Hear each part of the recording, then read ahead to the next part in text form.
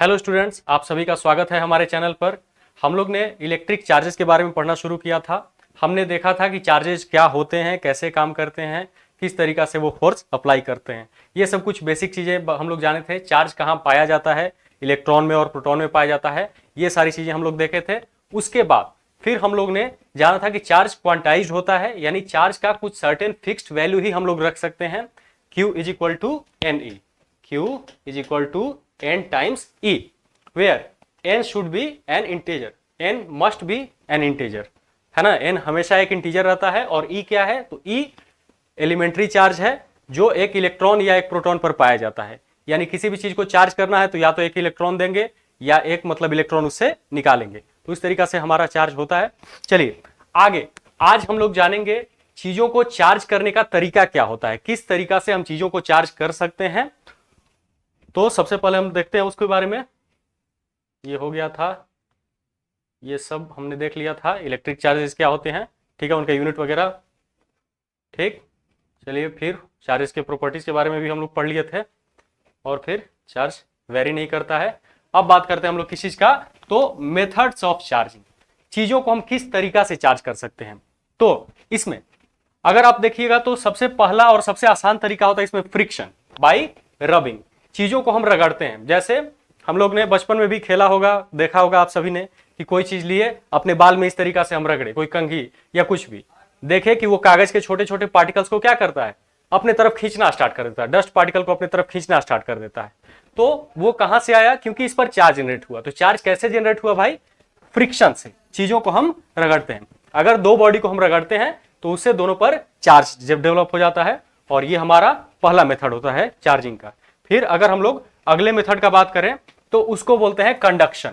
Conduction कहने का मतलब क्या, कि कोई बॉडी ऑलरेडी चार्ज है, उसको हम कहीं ना कहीं कुछ चार्ज दिए हुए हैं और उसको हम कांटेक्ट में लाते हैं किसी अनचार्ज बॉडी के, तो वहां पर वो जो अनचार्ज बॉडी है उस पर चार्ज वाले बॉडी में से कुछ चार्ज चला जाता है, और इस प्रोसेस का नाम हम लोग देते हैं कंडक्शन, कि चार्ज क्या हो रहा है, कंडक्ट हो रहा है। ठीक, the process of transfer of charge by contact of two bodies is known as conduction. ठीक है, आगे हम लोग बढ़ते हैं। ये तो आसान चीजें हैं, आप सभी समझ रहे होंगे बढ़िया से, बिल्कुल मजा आएगा, टेंशन मत लीजिएगा। चलिए फिर हमारा कंडक्शन में, हाँ, कंडक्शन के कुछ प्रॉपर्टीज होते हैं कि जैसे कोई जो बॉडी चार्ज है वो अपना कुछ चार्ज लूज कर देता है। जैसे एक बॉडी हमारा यहां पर लिए, इस पर मान के चलिए कैसा है, पॉजिटिवली चार्ज है। अब हम यहां पर कोई अनचार्ज बॉडी के साथ कांटेक्ट में लाते हैं इसको, तो हम देखते हैं कि ये जो पॉजिटिव चार्ज है इसका कुछ पॉजिटिव चार्ज हमको यहां पर डेवलप हो जाता है, लेकिन यहां पर जो चार्ज गया वो कहां से गया, तो वो हमारा यहां से चला गया, तो यहां पर एक चार्ज हमारा कम हो जाता है। ठीक है, दूसरा, the charge gained by the uncharged body is always lesser than initial charge, यानी जो चार्ज हमारा नए बॉडी पर आता है वो पहले वाले से कम ही रहेगा। जाहिर सा बात है कि ये चार्ज इसको कर रहा है, तो ये अपना पूरा का पूरा चार्ज तो देगा नहीं, है ना।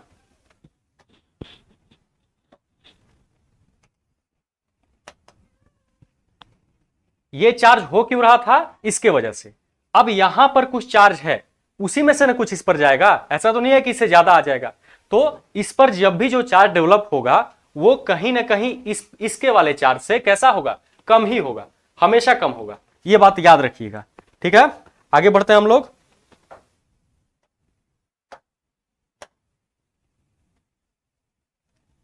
हाँ, ये थोड़ा इंपॉर्टेंट है, थोड़ा समझने लायक है, इसको थोड़ा ध्यान दीजिएगा।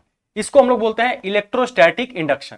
पहला हमारा कैसे चार्ज किए थे, बाय फ्रिक्शन। सेकंड हम लोग कैसे किए थे, बाय कंडक्शन। और थर्ड जो किसी ऑब्जेक्ट को चार्ज करने का तरीका है उसको बोलते हैं इलेक्ट्रोस्टैटिक इंडक्शन। इंडक्शन में क्या होता है कि चीजों को हम कांटेक्ट में नहीं लाते हैं, वो दूर से ही, एक चार्ज ऑब्जेक्ट रहेगा और दूसरा अनचार्ज ऑब्जेक्ट रहेगा, और अनचार्ज वाले को हमको चार्ज करना है लेकिन उनको कांटेक्ट में नहीं लाना है, कंडक्शन नहीं कराना है। ये थोड़ा सा अलग होता है। देखिए होता क्या है कि ये चीजें एक बॉडी के लिए होती हैं, है ना। जैसे कोई बड़ा सा स्फीयर हम लोग लेते हैं, इसको आप ऐसे समझिए कि यहां पर हम क्या किए, एक चार्ज ऑब्जेक्ट है, पॉजिटिव या निगेटिव कैसा भी चार्ज हम लोग ले सकते हैं। यहां पर क्या है, अनचार्ज ऑब्जेक्ट है। देखिए अनचार्ज कहने का मतलब कि ऐसा नहीं है कि उसके पास चार्ज है ही नहीं, चार्ज है, लेकिन कैसा है जितना निगेटिव है उतना ही पॉजिटिव चार्ज है।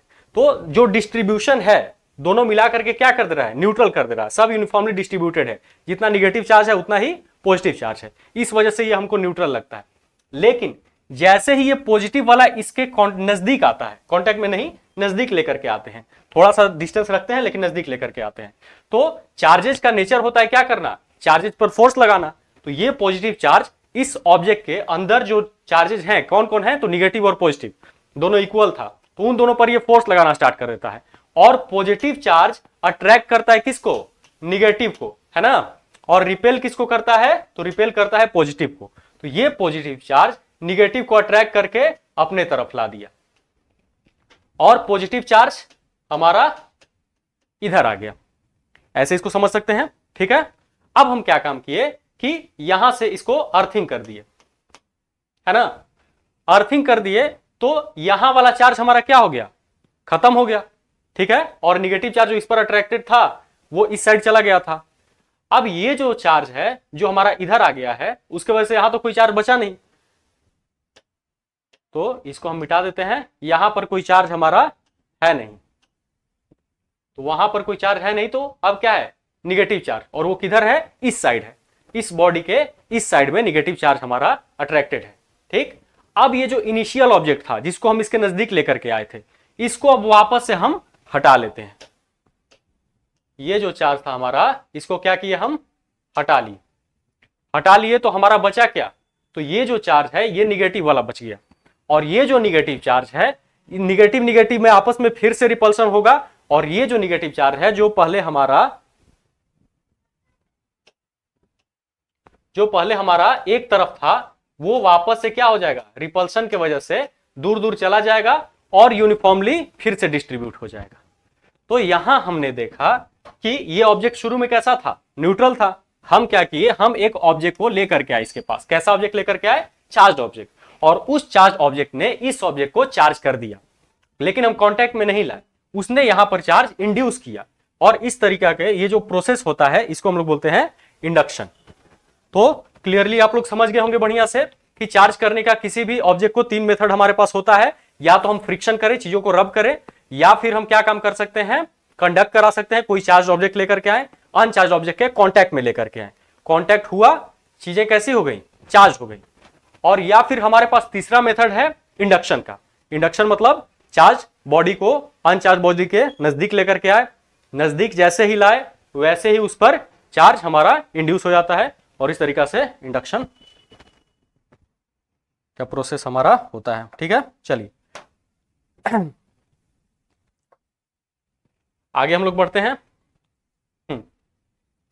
इंडक्शन में कुछ पॉइंट होता है जो आप लोग को समझ लेना जरूरी है, जैसे कि जो इंड्यूसिंग बॉडी है, यानी चार्ज करने के लिए जिस चार्ज ऑब्जेक्ट को अनचार्ज ऑब्जेक्ट के नजदीक लेकर के आए, तो वो चार्ज ऑब्जेक्ट के साथ हम कोई छेड़छाड़ नहीं करते हैं, उसके साथ कुछ नहीं करते हैं हम लोग, वो जैसा है वैसा ही रहता है।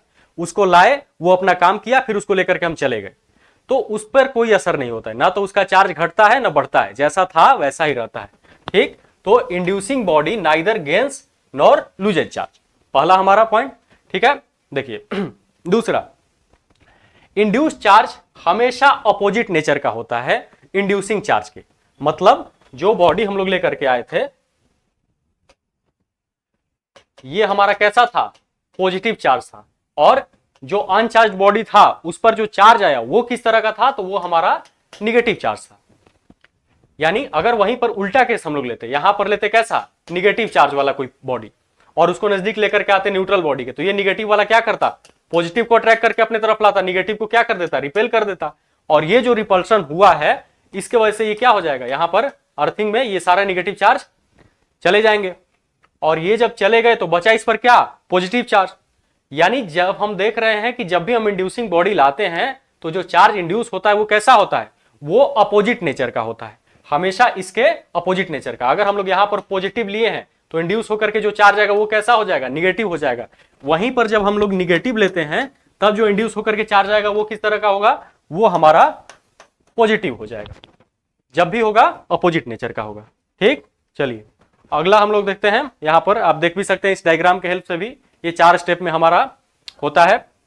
शुरू में इस बॉडी पर चार्ज नहीं था, ये न्यूट्रल था, फिर charge body positively charge body को इसके नजदीक लेकर के आए, जैसे ही नजदीक लेकर के आए यहां पर पोलराइजेशन हो गया, यानी चार्जेस जो यूनिफॉर्मली डिस्ट्रीब्यूटेड थे वो आपस में ऐसे फैल गए, ठीक है, मतलब इधर आ गए, ये इससे अट्रैक्ट हो गया और ये वाला रिपेल हो गया, फिर वापस अर्थिंग किए तो ये सारा पॉजिटिव चार्ज जमीन में चला गया हमारा, ठीक है। एक्चुअल में पॉजिटिव चार्ज ट्रांसफर नहीं होता है, उसको न्यूट्रलाइज करने के लिए जमीन से कुछ इलेक्ट्रॉन आ सकते हैं, ऐसा आप लोग समझ, लेकिन मोटा मोटी समझने के लिए हम लोग इस तरीके से बोल देते हैं कि पॉजिटिव चार्ज हमारा चला गया, निगेटिव आ गया या कुछ भी इस तरीके से, ठीक है। चलिए आगे हम लोग देखते हैं, यहां पर फिर क्या हो गया, अर्थिंग को हटा लिए, फिर अब इस पर निगेटिव चार्ज बचा है, अब फिर इस इंड्यूसिंग चार्ज जो प्रोवाइड कर रहा था उस ऑब्जेक्ट को भी हम हटा लेते हैं, उसको हटा लिए, तब ये निगेटिव निगेटिव में रिपल्सन हुआ, उस रिपल्सन के वजह से वापस ये कैसा हो जाएगा, यूनिफॉर्मली डिस्ट्रीब्यूट हो जाएगा। तो ये था हमारा थर्ड और लास्ट मेथड चार्ज करने का, जिसका नाम है इंडक्शन, ठीक है।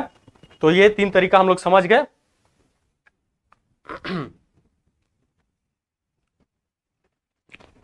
फ्रिक्शन, कंडक्शन और इंडक्शन।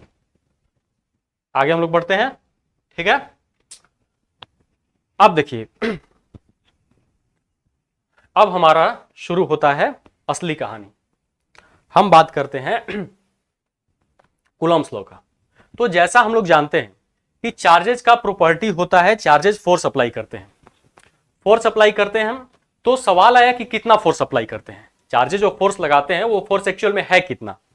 इस चीज का कैलकुलेशन सबसे पहले हमें कूलम्ब साहब ने करके बताया, कूलम्ब ने ये चीज बताया कि चार्जेस एक्चुअल में कितना फोर्स लगाते हैं, और उसको हम लोग नाम देते हैं कूलम्ब्स लॉ। तो कूलम्ब साहब ने कुछ चीजें देखी, जैसे न्यूटन ने देखी थी, न्यूटन ने देखा था कि एक मास पार्टिकल दूसरे मास पार्टिकल पर फोर्स लगाता है, ठीक है। एक मास पार्टिकल, एक बॉडी यहां पर है, दूसरा बॉडी यहां पर है, इसका मास m1 है, इसका मास कितना है, m2 है, ये दोनों चीजें आपस में क्या हो रही हैं, अट्रैक्ट हो रही हैं। जैसे अर्थ, अर्थ क्या कर रहा है, इस पेन को नीचे खींच रहा है ना, जैसे ही हम छोड़ेंगे तो ये पेन क्या हो जाएगा, नीचे गिरना स्टार्ट हो जाएगा। क्यों भाई, क्योंकि ये अर्थ को अपनी तरफ खींच रहा है और अर्थ इसको अपनी तरफ खींच रहा है, जिसके वजह से हमें ये चीज दिखाई देता है। तो इस फोर्स को हम लोग बोलते हैं ग्रेविटेशन। ये किसका प्रॉपर्टी है, तो पहले क्लास में याद कीजिए, मैंने आपको बताया था कि एक प्रॉपर्टी है मैटर का, ये मैटर का प्रॉपर्टी है। और मैटर के किस चीज के चलते होता है, तो मैटर में एक चीज पाया जाता है मास, उस मास के चलते ये हमारा फोर्स लगता है, ये नेचर में एग्जिस्ट करता है, ठीक। चलिए आगे बढ़ते हैं। अब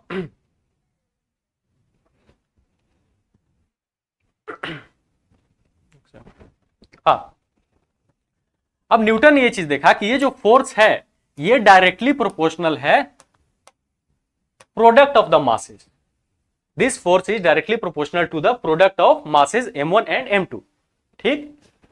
फिर देखा कि जैसे जैसे डिस्टेंस बढ़ता है वैसे ये फोर्स हमारा कम होने लगता है, डिक्रीज होने लगता है।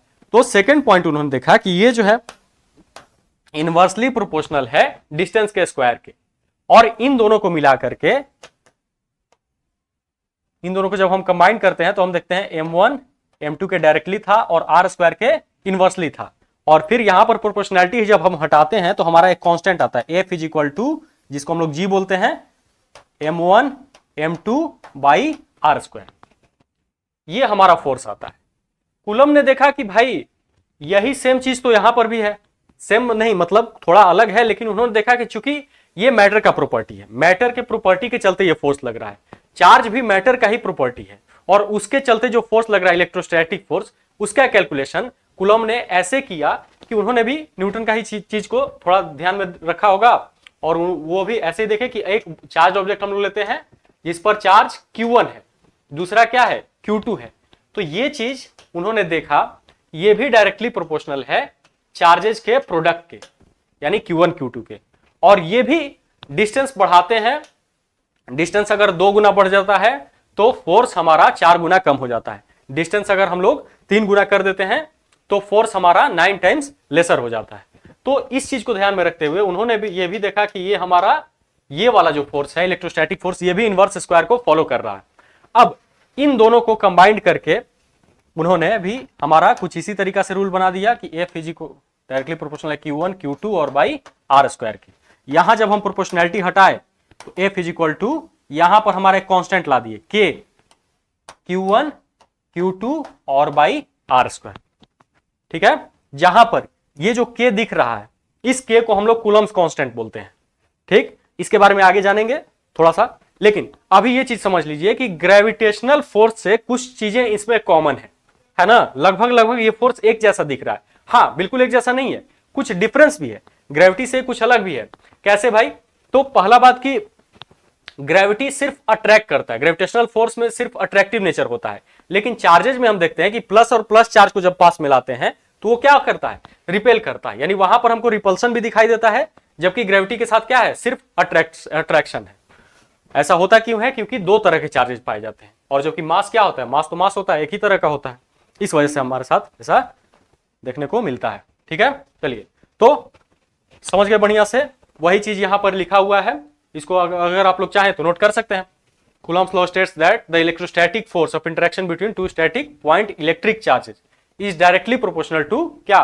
Product of charges Q1 Q2, और इनवर्सली प्रोपोर्शनल होता है किस चीज के? Square of distance between them. ठीक है, और फिर ये जो फोर्स है ये लगता किधर है? तो ये हमारा सेंट्रल फोर्स है ना। सेंट्रल तो मतलब जैसे ग्रेविटेशनल है, ग्रेविटेशनल फोर्स कहां पर लगता है? तो ये दोनों ऑब्जेक्ट के सेंटर ऑफ मास को ज्वाइन करने वाले लाइन के लॉन्ग लगता है। उसी तरीका से यहां पर भी एक चार्ज ये है, दूसरा चार्ज ये है, तो ये क्या करेगा? अगर ये चार्ज है तो ये वाला मान चलिए इसको अट्रैक्ट कर रहा है इधर, और ये क्या कर रहा है? ये भी इसको अट्रैक्ट कर रहा है, यानी दोनों को ज्वाइन करने वाले लाइन के अलॉन्ग लग रहा है। अगर दोनों सेम तरह का चार्ज है, ये भी पॉजिटिव है ये भी पॉजिटिव है, तो ये रिपेल भी करेगा, तो किधर? इसी लाइन के लॉन्ग रिपल्सन होगा दोनों में। ठीक, तो ये हमारा हो जाता है फोर्स का फॉर्मूला, जहां पर के हमारा क्या है? के कूलम्स कांस्टेंट है। इसके बारे में हम थोड़ा समझ लेते हैं कि कूलम्स कांस्टेंट बेसिकली होता क्या है। तो देखिए ये जो कांस्टेंट है F इज इक्वल टू के Q1 Q2 और बाई R स्क्वायर, ये जो कांस्टेंट आया इसका वैल्यू होता है K is equal to 9 into 10 to the power 9। हाँ, इसका यूनिट वगैरह का बात कर लेते हैं। तो ये जो K है इसका यूनिट क्या हो जाएगा? तो K is equal to R square को अगर उधर करते हैं तो F R square upon Q1 times Q2। F का क्या होता है? फोर्स का यूनिट होता है न्यूटन।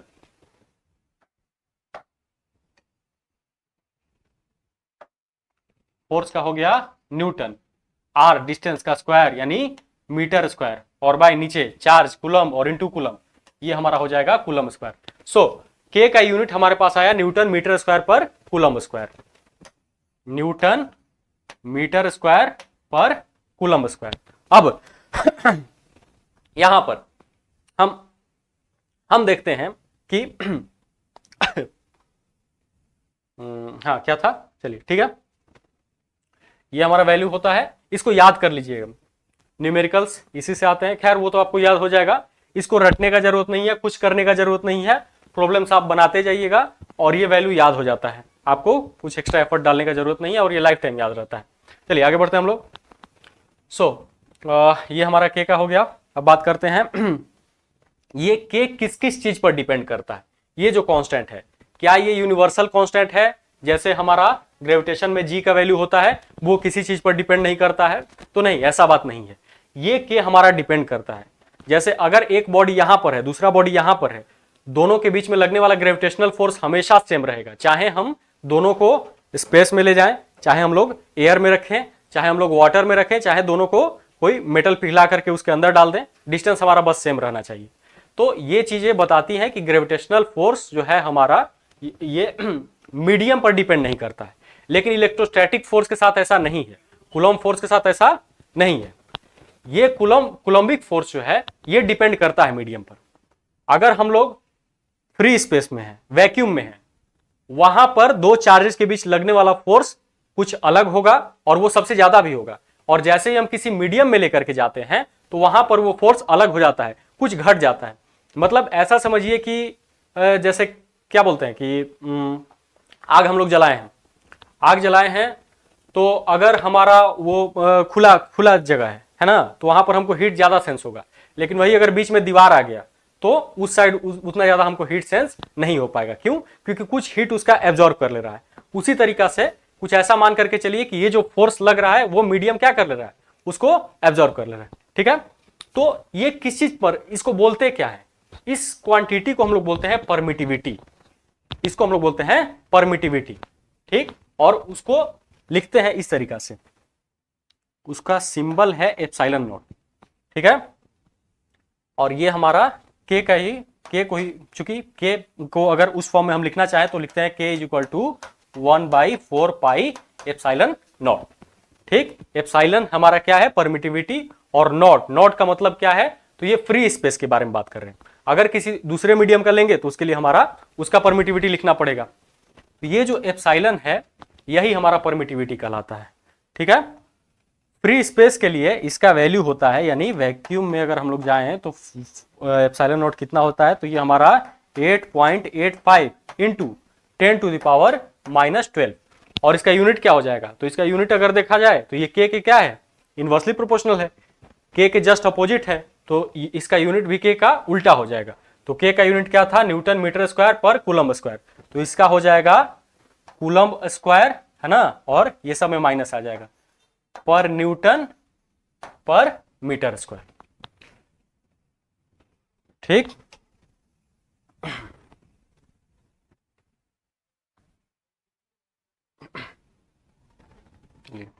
वही चीज था हमारा ये कूलम्ब फोर्स, इलेक्ट्रोस्टैटिक फोर्स, जहां पर के हमारा क्या है, इतना होता है।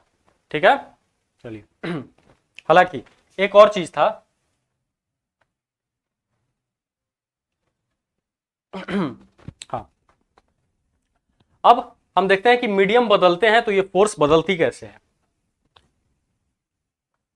तो हमने देखा कि अगर किसी मीडियम में, है ना, एफ वैक्यूम को, फोर्स इन वैक्यूम, है ना, या फ्री स्पेस, ठीक है, एफ नोट कर देते हैं इसको, इज इक्वल टू क्या होता है, 1/4 pi epsilon not Q1 Q2 और बाई आर का स्क्वायर। वही अगर किसी दूसरे मीडियम में जाएं तो उसको हम लोग लिख देते हैं, उस पर लगने वाला फोर्स एफ एम हो जाएगा, इज इक्वल टू 1/4 पाई, और उस मीडियम का permittivity epsilon M, Q1 Q2 और बाई आर स्क्वायर। ठीक है, इन दोनों का हम रेशियो लेते हैं, इन दोनों का रेशियो लेते हैं तो हमारा एफ नॉट को डिवाइड करते हैं किस चीज से, एफ एम से, तो यहां पर इसको डिवाइड किए, ये हमारा क्या हो गया 4 पाई, एक्चुअल में ये 4 पाई वाला टर्म, और ये सबके 1 तो 1 ही रहेगा, खैर छोड़ो, हमारा 4 पाई कैंसिल हो गया, ये वाला पूरा term Q1 Q2 by are square और Q1 Q2 by are square cancel हो गया, बचा क्या हमारा, तो बचा 1/एप्सिलॉन नॉट बाई 1/एप्सिलॉन एम।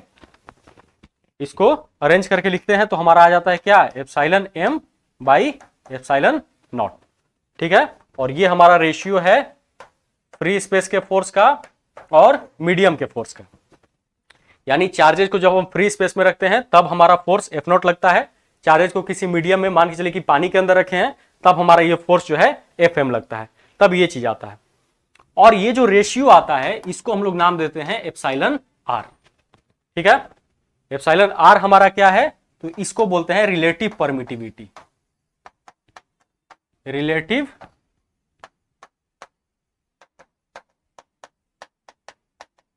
परमिटिविटी मतलब क्या भाई हमारा, यानी ये बताता है कि इस मीडियम का परमिटिविटी फ्री स्पेस के कंपैरिजन में कितना गुना है। ठीक है, इसका कोई यूनिट नहीं होगा, क्यों यूनिट नहीं होगा, क्योंकि मीडियम का जो परमिटिविटी है उसका यूनिट भी होगा, जो परमिटिविटी का यूनिट होता है इसका भी सेम यूनिट है, क्योंकि ये भी परमिटिविटी है, और दोनों यूनिट सेम होने के चलते एक दूसरे को कैंसिल आउट कर देते हैं डिवाइड करने पर। तो इस वजह से जैसे रिलेटिव डेंसिटी होता है उसी तरीका का हमारा क्वांटिटी मिल गया, जो सिर्फ ये बताता है कि फ्री स्पेस के कंपैरिजन में उसका परमिटिविटी कितना है। यानी अगर वाटर का मान के चलिए कि 80 है, ठीक है, अगर यहां पर हम वाटर लेते हैं मीडियम, तो उसका रिलेटिव परमिटिविटी कितना है, 80 है। इसका मतलब हमारा कि उसका परमिटिविटी, फ्री स्पेस का जो परमिटिविटी था कितना था, 8.85 इंटू 10⁻⁻12, इससे 80 टाइम्स ज्यादा है किसका, वाटर का। तो ये चीज हमको बताता है। ठीक है, अब जाहिर सा बात है कि उतना ज्यादा बड़ा डेटा हमको याद करने में मुश्किल हो जाएगा। 80 से मल्टीप्लाई करेंगे तो जो वैल्यू आएगा, अगर एग्जैक्ट परमिटिविटी का वैल्यू का बात करें वाटर का या किसी भी मीडियम का, तो याद करना हमारे लिए थोड़ा मुश्किल हो जाता है। हम क्या काम करते हैं कि रिलेटिव परमिटिविटी ही याद कर लेते हैं। जैसे वाटर का सिंपली 80 हमको पता है और फ्री स्पेस का भी पता है, तो 80 से मल्टीप्लाई कर देंगे हमको वैल्यू मिल जाएगा। ये चीजें हमारे लिए आसान हो जाती है, इसीलिए हम लोग रिलेटिव परमिटिविटी का यूज करते हैं। ठीक, तो यहां से अगर हम कूलम्ब्स लॉ को चाहें तो बिल्कुल, अगर हम लोग फोर्स लिखना चाहें किसी भी मीडियम में, जैसे ये जो फॉर्मूला था हमारा, ये फॉर्मूला स्पेशल केस के लिए 1/4 pi epsilon not Q1 Q2 और बाई R स्क्वायर। ठीक है, अगर इसको हम जनरलाइज करना चाहें यानी किसी भी मीडियम के लिए, तो वहां पर epsilon m by epsilon r, sorry epsilon naught is equal to क्या आया था, एप्सिलॉन r आया था। यहां पर अगर मीडियम का परमिटिविटी का बात करें तो एप्सिलॉन r और इंटू एप्सिलॉन नॉट, ये चीज हमारा आ जाता है। ठीक है, पहले नॉट वाले को ही लिख देते हैं, epsilon naught into epsilon r। ठीक है, कोई दिक्कत नहीं है। चलिए अब जनरलाइज हम बात करें किसी भी मीडियम में, कोई भी मीडियम ले ले, उसमें हमारा फोर्स कितना हो जाएगा, तो force in medium is equal to 1/4 pi epsilon m Q1 Q2 और बाई r का स्क्वायर। एप्सिलॉन m को हम लोग क्या लिख सकते हैं, epsilon naught into epsilon r, और यहां से हम लिखते हैं तो force in medium is equal to 1/4 pi epsilon naught into epsilon r, और ये हमारा हो गया Q1 Q2 और बाई r का स्क्वायर। ये हमारे पास जनरल फॉर्मूला आ जाता है जो किसी भी मीडियम में हम अप्लाई कर सकते हैं, चाहे फ्री स्पेस के लिए भी कर सकते हैं।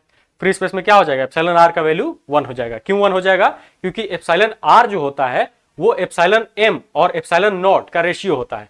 अब मीडियम हम कौन सा लिए हैं, तो फ्री स्पेस लिए हैं, वैक्यूम लिए हैं, तो वैक्यूम में हमारा एप्सिलॉन m भी कितना हो जाएगा, एप्सिलॉन नॉट हो जाएगा, और epsilon not by epsilon not value कितना आ जाएगा, 1 हो जाएगा। तो इसीलिए फ्री स्पेस में ये वैल्यू 1 हो जाता है, तो यहां पर 1 पुट करेंगे तो हमारा इक्वेशन क्या आ जाएगा, ये फॉर्मूला क्या आ जाएगा, 1/4 पाई एप्सिलॉन नॉट इंटू 1, तो एप्सिलॉन नॉट ही रह जाएगा, Q1 Q2 और बाई r स्क्वायर। और यही हमारा कौन सा है, स्पेशल फॉर्मूला है जो हम लोग फ्री स्पेस में अप्लाई करते हैं। तो कूलम्ब्स लॉ हमको बताता है फोर्स के बारे में, दो चार्जेस के बीच में कितना लगेगा, और फिर हमारा क्या पता चला ये फोर्स डिपेंड करता है मीडियम पर, है ना। जैसे जैसे अगर कुछ मीडियम नहीं रहे तो फोर्स हमारा मैक्सिमम लगेगा। जैसे हम लोग मीडियम इंट्रोड्यूस करते हैं बीच में, तब हमारा फोर्स कुछ चेंज होने लगता है। चेंज होने लगता है मतलब क्या, घटने लगता है। ठीक है, वो फोर्स कितना घटेगा डिपेंड करता है उस मीडियम पर, उस मीडियम के परमिटिविटी पर, और ये जो परमिटिविटी है उसके बेसिस पर हम ये फॉर्मूला बनाते हैं, और ये चीज हमारा बताता है कि कूलम्ब्स लॉ क्या है, कैसे काम करता है, और ये चीज हम लोग समझ गए। आगे बढ़ते हैं ये तो हो गया। चलिए अब बात करते हैं कूलम्ब्स लॉ को। देखिए यहां तक जो चीज हम बात की वो हमारा कूलम्ब्स लॉ के बारे में था, और कूलम्ब्स लॉ से हम लोग फोर्स के बारे में जाने। फोर्स हमारा बेसिकली है क्या, तो फोर्स एक वेक्टर क्वांटिटी है। Force is a vector. Vector किस चीज को बोलते हैं, तो वेक्टर वैसे चीज को बोलते हैं जिसके पास मैग्नीट्यूड भी हो और उसके साथ साथ डायरेक्शन भी हो, है ना, और वेक्टर एडिशन लॉ को फॉलो करता हो।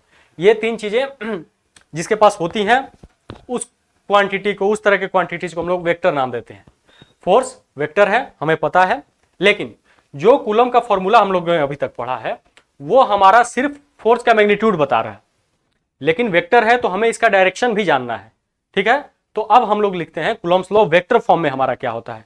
तो हमारा कूलम्ब्स लॉ वेक्टर फॉर्म में देखते हैं। ठीक है, तो मान के चलिए यहां पर एक सेकंड,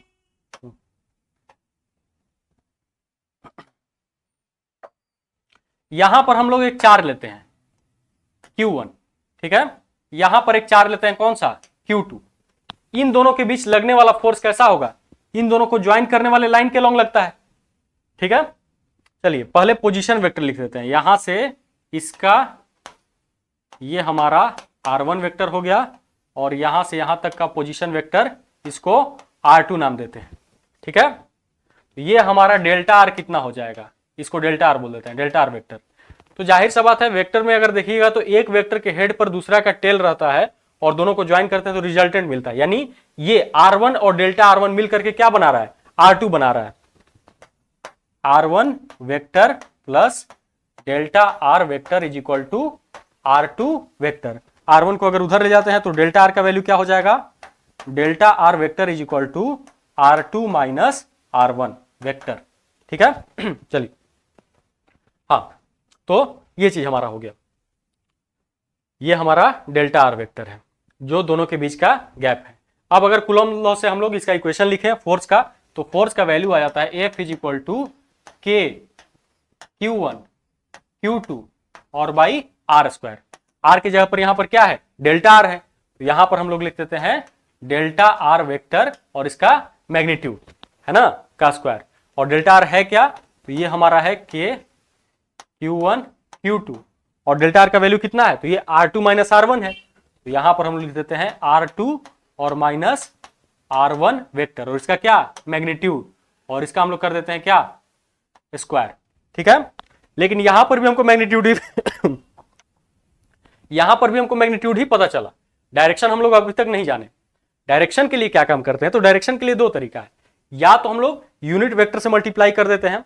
ठीक है, यूनिट वेक्टर क्या होता है कि अगर कोई वेक्टर है हमारा ए वेक्टर ऐसे करके, उसके मैग्नीट्यूड से ए वेक्टर के मॉड से हम जब डिवाइड करते हैं तो हमको एक वेक्टर मिलता है जिसको यूनिट वेक्टर बोलते हैं, तो ये हमारा हो जाएगा ए कैप। ऐसे करके एग्जांपल से समझिए, ये एक 5 न्यूटन का फोर्स है जो कि ईस्ट डायरेक्शन में लग रहा है, एक 5 न्यूटन का फोर्स ईस्टवर्ड लग रहा है ना, तो उसको हम लोग क्या कर दिए, तो ये हमारा कौन सा 5 है, ठीक है, या एक्स डायरेक्शन मान के लिए तो 5 आई कैप ऐसे करके एक्स एक्सिस पर लग रहा है 5 न्यूटन का फोर्स, और इसको हम डिवाइड करेंगे कितना से, जितना उसका मैग्नीट्यूड है 5 से, तो 5 और 5 कैंसिल होकर के क्या आ गया 1 आ गया, तो ये जो 1 वैसा वेक्टर जिसका मैग्नीट्यूड 1 होता है उसको यूनिट वेक्टर बोलते हैं।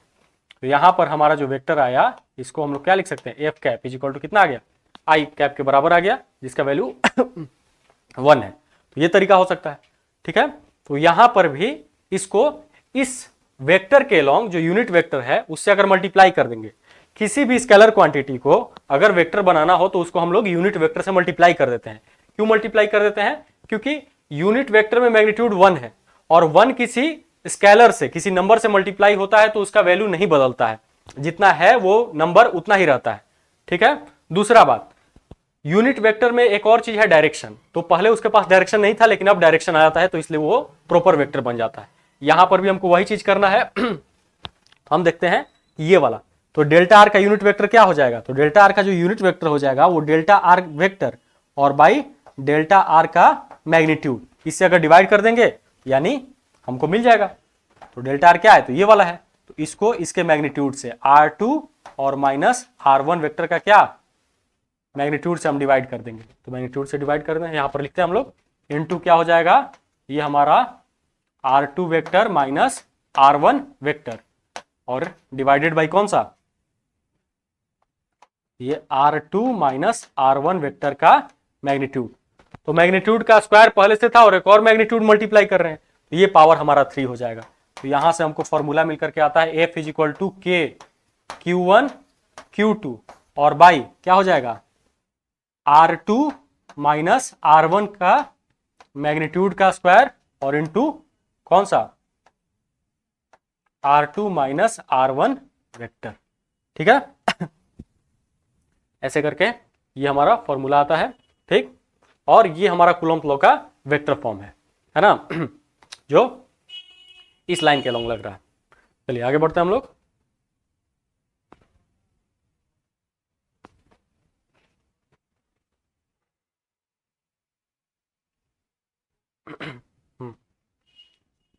ठीक है, देखिए हाँ एक और नोटेशन मैंने छोड़ दिया, यहां पर है F12 वेक्टर।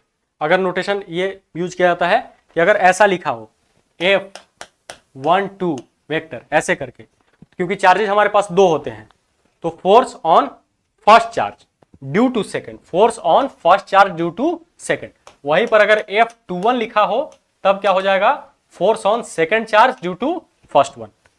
ये हमारा होता है वेक्टर फॉर्म में, बाकी तो वही वाला चीज है। और उसी तरीका से आप ऐसे करके लिख सकते हैं। आगे बढ़ते हैं हम लोग।